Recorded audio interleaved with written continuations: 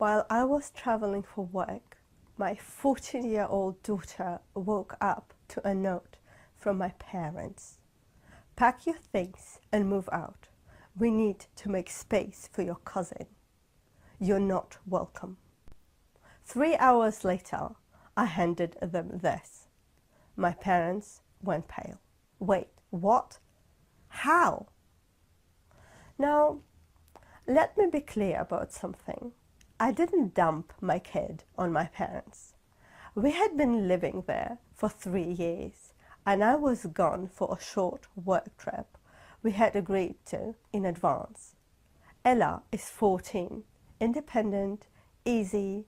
All they had to do was, well, not kick her out. The morning after I left, my phone rang at 7:15. It was Ella. And Ella doesn't call me at 7:15. If she's awake at 7:15, it's usually to stare at the ceiling and hate school, not to call her mother. I picked up. And the second I saw her, I knew something was wrong. Red eyes, puffy face. She looked like she was trying to hold it together. So I kept my voice calm. You know that voice you put on as a parent?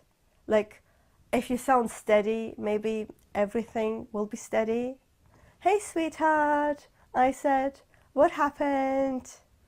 She didn't even answer straight away. She swallowed, looked down, then lifted this piece of paper with both hands. I got a note, she said. A note from who? She just stared at it, like she couldn't believe it was real. Grandma and Grandpa, she said. My parents.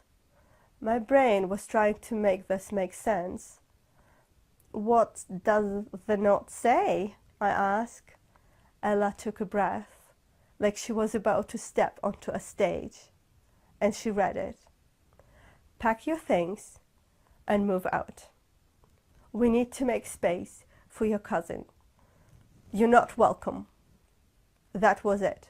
No, please, no, let's talk, no, we're sorry, just move out, and you're not welcome. Written to a 14-year-old. I actually sat there for a second, staring at my screen, trying to decide if I've misheard. Like, maybe the note said, pack your things and move out, we need to make space for your cousin, we love you. It did not. Ella, I said, keeping my voice low. Did you talk to them? She shook her head. No, I didn't go out. I don't want to see them. Her voice cracked on the last word, and she blinked fast, like if she blinked the wrong way, she would start sobbing again. That hurt more than the note.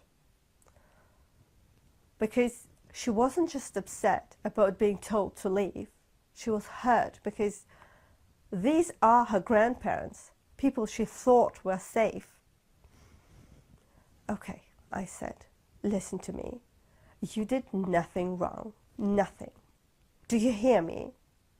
She nodded, but she still looked like she was holding herself together with tape. Why would they do that? She whispered. I thought they liked me. I took a slow breath, because if I let my anger loose on camera with my child watching, I would scare her, and I needed her to feel safe. I'm going to call them, I said, right now. Ella's eyes widened. Mom, please. Stay right there, I said. I will handle it. Then I ended the call and called my mother. She answered like I was calling to ask what she wanted for dinner. Hello! Mom, I said, did you leave Ella a note telling her to, move out? There was a pause. Not a confused pause, a pause like she was deciding how much to admit. Yes, she said finally. Right. What is going on? We need the room, she said. The room for what? For Nicole, obviously, my mother said. Like, that explained everything. Nicole needs to move in. Nicole and Layla. Nicole is my sister, and Layla is her 7-year-old daughter. I was stunned. Since when? I asked. She had an emergency, my mother said. What emergency? She had a fight with Justin, my mother said, and she needs space. Justin is Nicole's husband, Layla's father. And you decided the solution was to throw my daughter out. I mean, where is she supposed to go? My mother sounded irritated now, like I was the one making it difficult. She can go to her father, she said. Ryan, my ex. My parents knew exactly how uninvolved he was. They knew that Ella wouldn't want to stay with him. They knew it would upset her. They knew it would actually scare her. And my mother said it like she was suggesting a fun weekend activity. I could feel my hands shaking. You're telling my child she isn't welcome, I said, because Nicole wants the room, and your solution is to send her to Ryan. My mother snapped. Listen, don't make this into a big drama. Then she added, like she has been saving it up, and she has been rude. She doesn't listen. I asked her to do dishes, and she loaded the dishwasher completely wrong. Cups full of water, bowls facing the wrong way, the pan still greasy. I had to redo the whole thing. I blinked. That's what it is, I said. A dishwasher. It's the attitude, my mother said quickly. And we need the room. Mom, I said, Ella cooks for herself. She cleans up. Even if she loaded the dishwasher wrong, she's 14. You correct her. You don't write her a note telling her that she's not welcome. My mother's voice went cold. Alison, she said, just come home and deal with it. I stared at the wall of the hotel room. The neutral carpet, the little bottle of hand soap that probably cost a fortune, and something inside me just went very quiet. Fine, I said. I'm coming home. My mother sighed, like I was finally being reasonable. Good, she said. I ended the call before I said what I really wanted to say. Then I called my manager, said, family emergency, threw my stuff in the suitcase and left. I drove 2 hours with my jaw clenched the entire time. And when I pulled into my parents' driveway, I didn't feel nervous. I felt calm in a way that usually means you're about to do something you can't undo. I walked into the house. My mother looked at me and actually smiled. Oh, she said, see, that wasn't so difficult. I don't know why you made such a scene. Like, I had come back early from a spa weekend. My dad stood behind her with his arms crossed. And from the living room, I heard Nicole laughing. They didn't know it yet, but an hour later, I was about to hand them something, and their lives would never be the same again. But we will come to that.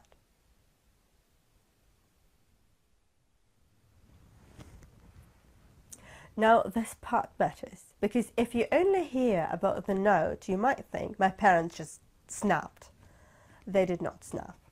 This was a pattern. The note was just the loudest version of it.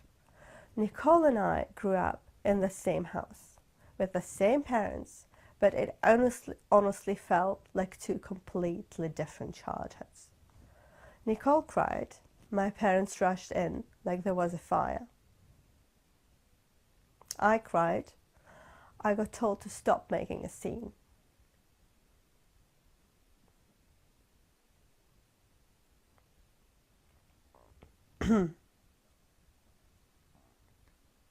Nicole needed something. It was urgent.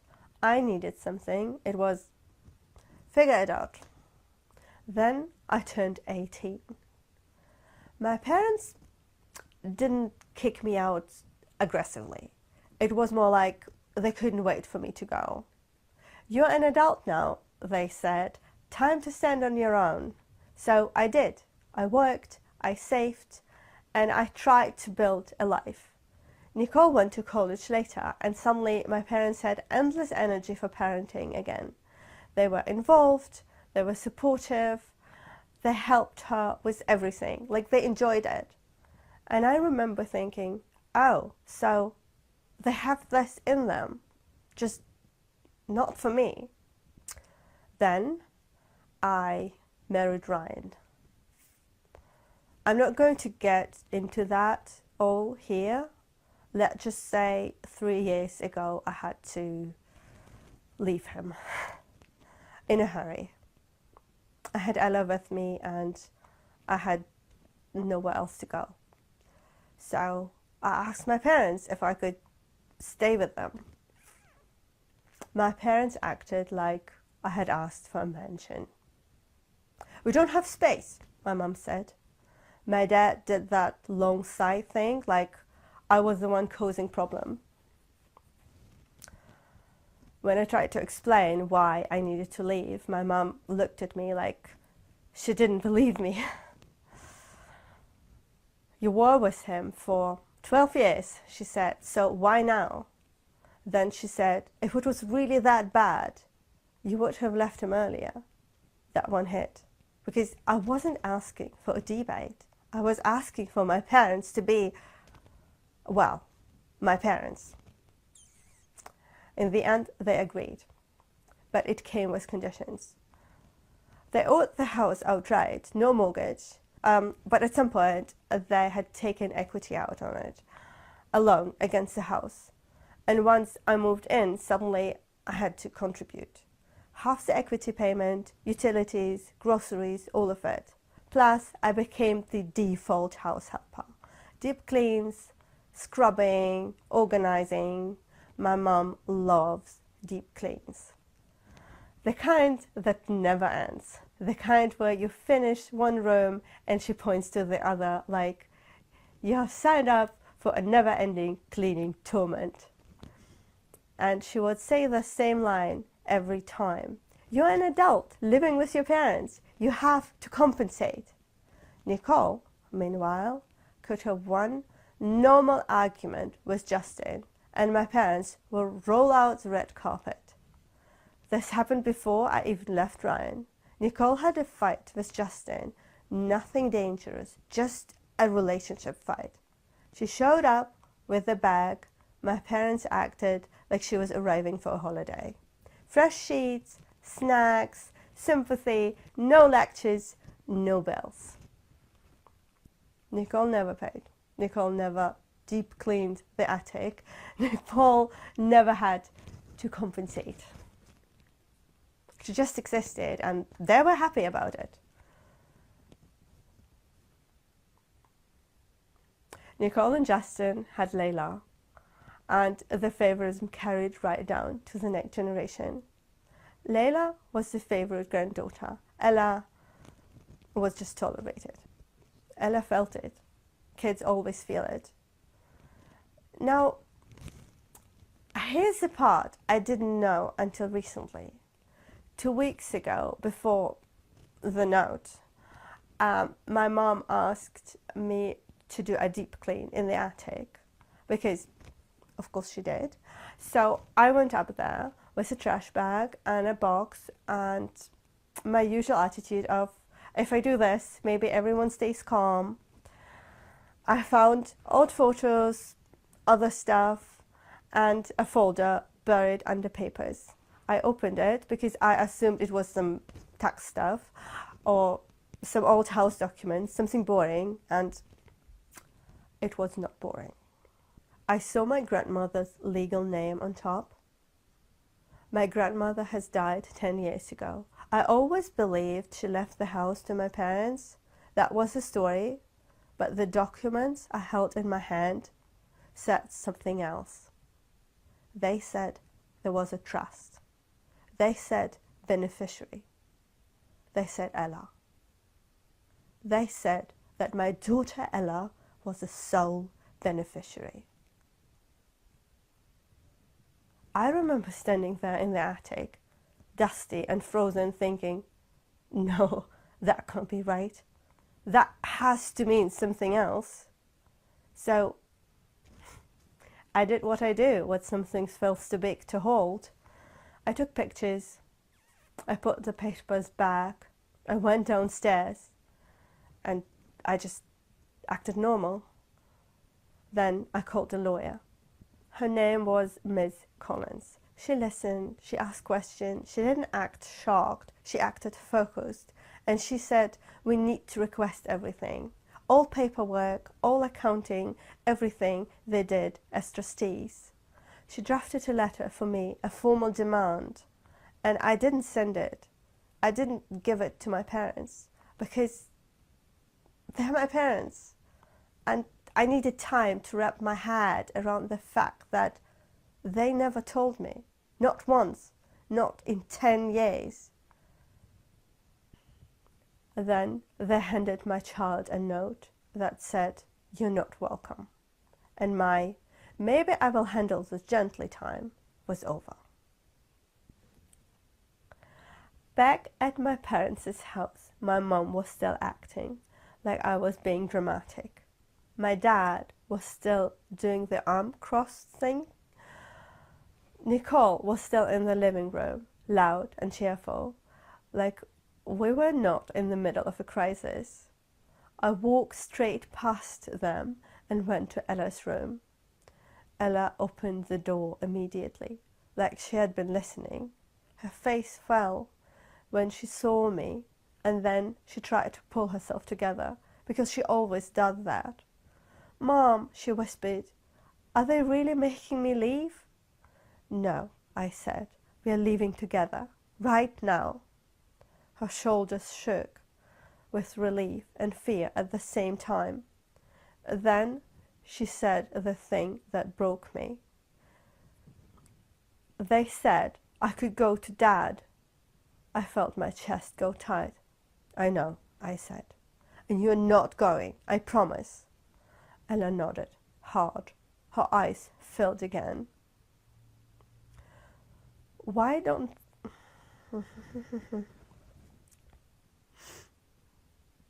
Ella nodded, hard. Her eyes filled up again. Why don't they want me? She asked. I pulled her into a hug. I don't know, I said. But it has nothing to do with you. I helped her pack essentials, just what she needed to feel okay. Clothes, charger, toiletries, her favorite hoodie, the things you grab when your life turns into a suitcase. Then I stood up, took a breath, and walked back into the hallway. My mum looked at the bag in Ella's hand and rolled her eyes. Oh, for goodness sake, she said, stop turning that into production. I didn't argue. I reached into my own bag and pulled out an envelope. It was a letter from Miss Collins. And then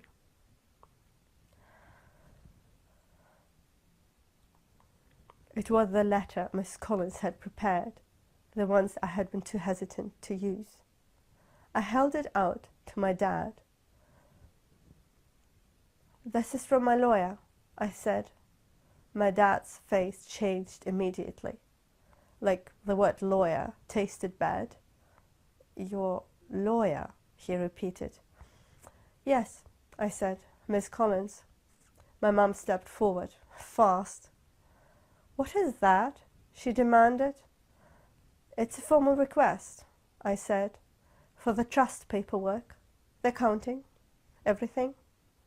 Nicole appeared in the hallway, phone in hand, annoyed. What is going on now? She snapped. I looked at her.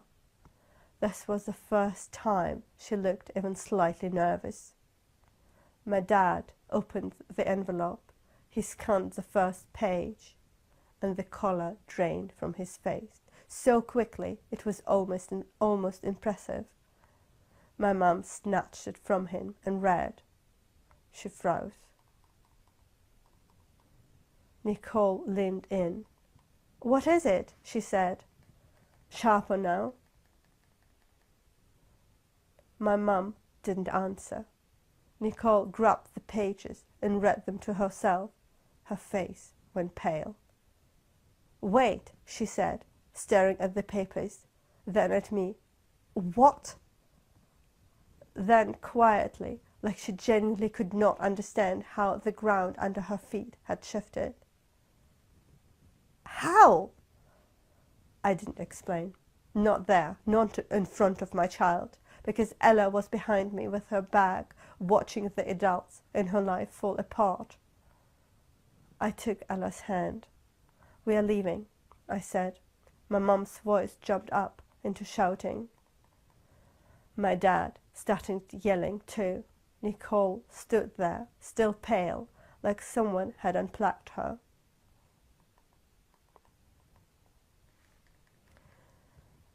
And I walked out of that house with my daughter 3 hours after that note.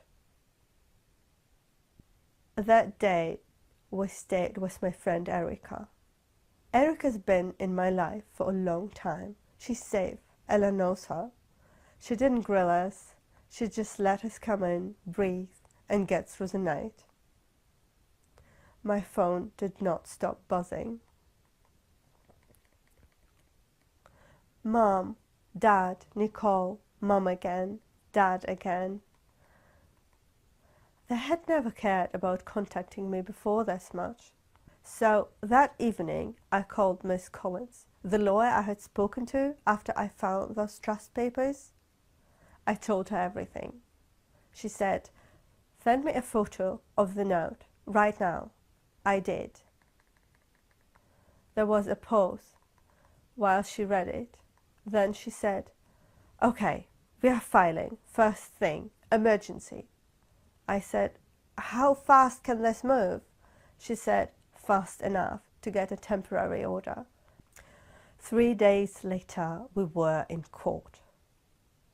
It was exactly as unpleasant as you would expect. Cold room, hard benches, everyone pretending they're calm while trying to destroy each other politely. Ella sat next to me in her hoodie, shoulders tied. My parents sat across the room like they were the injured party. Nicole sat behind them. She looked tense. Not guilty, not sorry, just tense. Like she couldn't believe her temporary stay had turned into a legal reality. When my parents spoke, they were all over the place.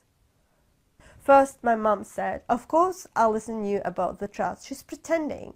Then my dad said, we never kicked anyone out. They chose to leave. Then my mum said, she was difficult. She wasn't cleaning up properly. That's why we told her to go. Ella went still. Not shocked exactly, more like embarrassed. Like she was doing a 14-year-old math of, wait, this is really what they're using against me? I felt her hand tighten around mine. Miss Collins stood up and handed the judge the note. The actual note? The one that said, you're not welcome? The judge read it silently. And you could feel the air change, like the room itself decided this note was not normal. It was not a normal family disagreement. The judge looked at Ella. Ella shrunk back a little. Then she straightened it because she had that in her, that stubborn bravery. Do you feel safe living with them? The judge asked. Ella's voice was small but clear. No. My mum made a sound of annoyance, like Ella was being dramatic. Ella flinched. The judge noticed.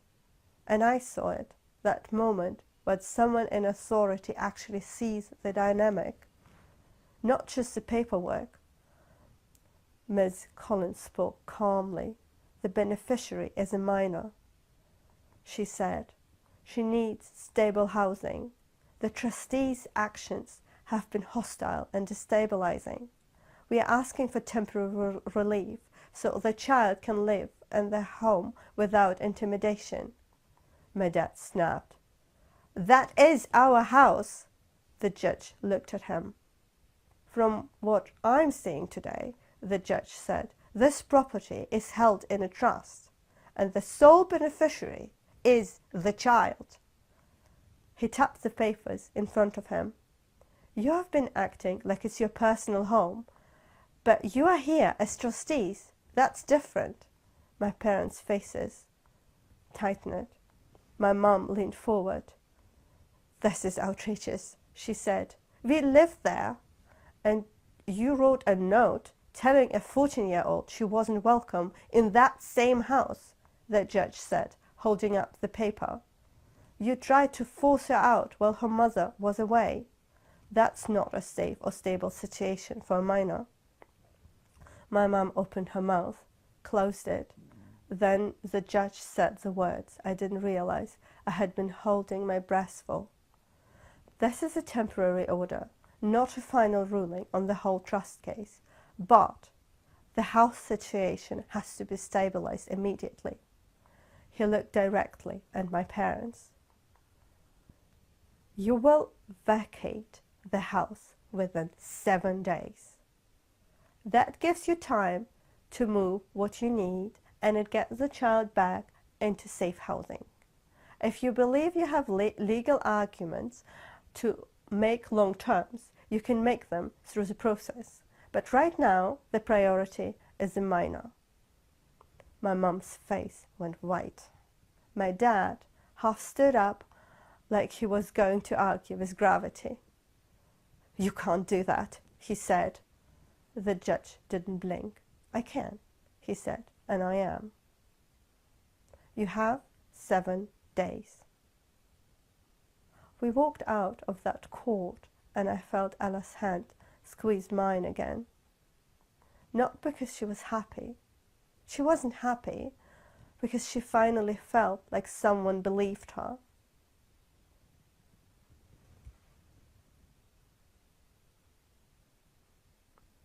My parents moved out fast. Not gracefully, not quietly, but fast. Nicole and Layla never moved in, because once a judge says no, not like this, the whole plan falls apart. And honestly, Nicole's emergency didn't even last. She was furious, swearing she was done with Justin forever. Then a day later, they were like fine again. Apparently, the big crisis was something like him not backing her up in a small argument, or not saying the right thing fast enough. Normal couple stuff. Just treated like a national emergency. And that's when the story started. Not the legal ones, the social ones. Because when my parents couldn't control the house anymore, they tried to control the narrative. Flying monkeys showed up almost immediately. People I barely speak to, relatives I see once in a blue moon, they would call and start with, I'm just worried.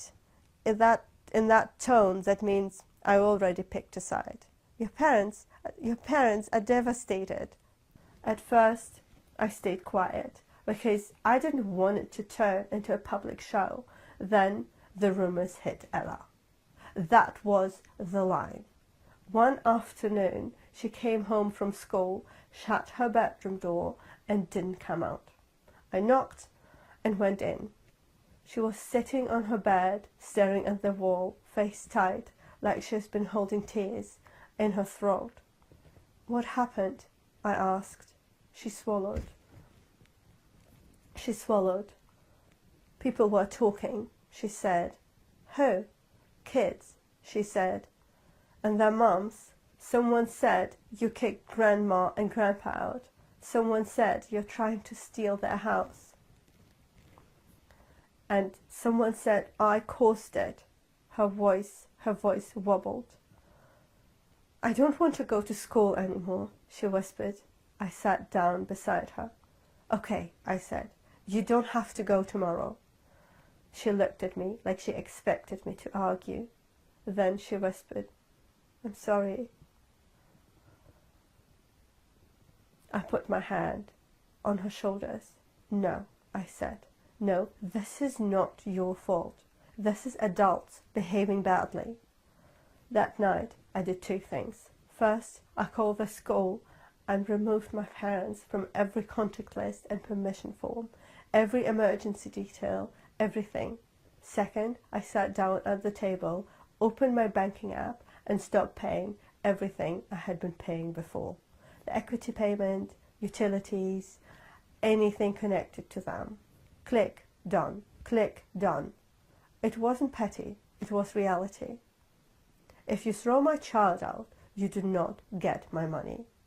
Then I went to bed and stared at the ceiling and tried not to cry. Because even when your parents are wrong, it still hurts to admit they will never be what you needed. The smear campaign got louder, so I did something I never wanted to do.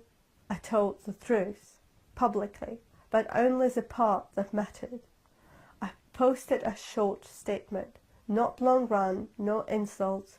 I said my parents wrote my 14-year-old daughter a note telling her to move out while I was away, at work. And I posted a photo of that note. That was it. People read it, and suddenly the Alison's a cruel daughter story got very quiet. Because it's hard to defend a note that says you're not welcome to a child. Some of the same people who had judged me messaged me privately to apologize. Some didn't. That's fine. From what I heard, my parents stayed with long-term friends after they moved out. Those friends believed my parents at first. Then they saw the note. And that was the end of it. They told my parents to leave. The legal process continued in the background. Paperwork, hearings, back and forth. I won't bore you with the details, because half of it is just adults paying other adults to write angry letters. But I will tell you this. My parents tried everything. They tried denying, they tried blaming, they tried saying my grandmother wasn't in her right mind. They tried saying they were just trying to make things fair between granddaughters. They tried pretending it was all for Ella's benefit, which was especially bold considering they had literally tried to kick her out. Months into it, after another round of legal updates, there was a knock on the door. I opened it, and there they were, Mum and Dad, standing on the porch like they were visiting for coffee. My mum's face had this new expression she has never used in me before. Soft, sad, pleading. Alison, she said, we made a mistake. My dad nodded, stiffly. We love you. My mum said quickly, we love Ella. We are family.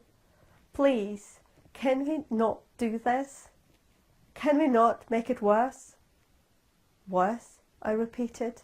My mum's eyes flicked past me, like she wanted to see inside the house. You have to understand, she said. We have 2 daughters, 2 granddaughters. Your grandmother left everything to Ella.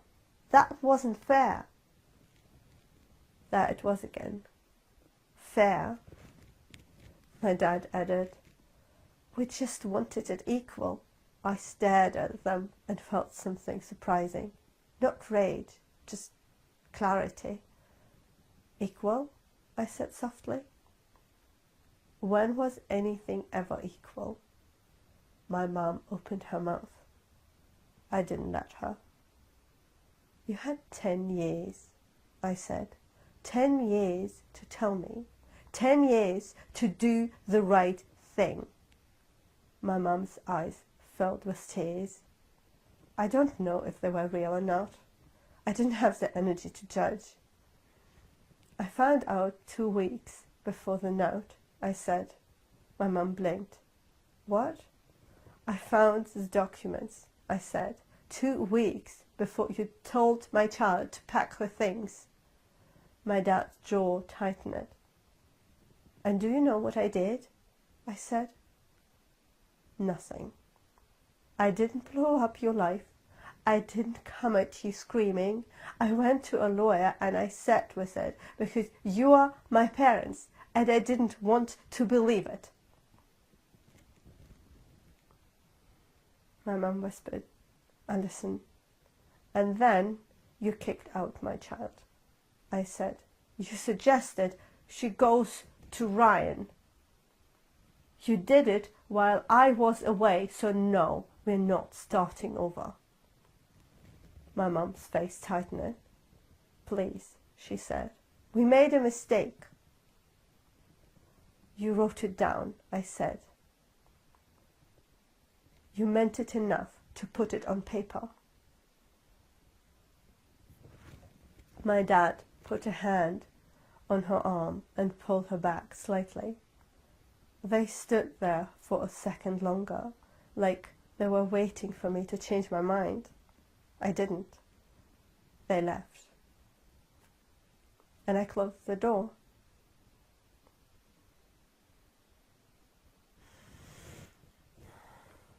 About a year later, it's over. Not emotionally, not in my head, but on paper. All the hearings, all the paperwork, all the arguing, done. Ella and I are in the house now, not visiting, not temporarily, not paying anyone for the privilege of breathing in our own living room. It's just home, our home.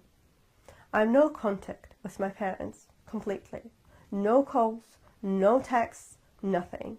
And I don't take a break from it on holidays. I don't do check-ins. I don't do just one message. I barely talk to Nicole either. She still says she didn't know anything. And maybe she didn't. I honestly go back and forth on that. Because she still talks to mum and dad. She still drops little lines like, they're still our parents, like that is supposed to settle it. And I just nod. And I keep distance. Ella is the biggest change. She's lighter now. Not in a loud, jumpy way. In a quiet way. Like she finally believes she is allowed to take up space. She laughs more. She doesn't flinch when her phone rings. She doesn't brace herself before walking into a room. She doesn't second guess whether she's welcome. So you tell me, was I too harsh because they're my parents? Or did they stop being my parents the moment they tried to throw my child out? Thank you so much. I'm the writer. I have written this story. I hope you enjoyed it. If you would like to support us, check out our Patreon. That really helps us write more stories. I'll see you in the next one.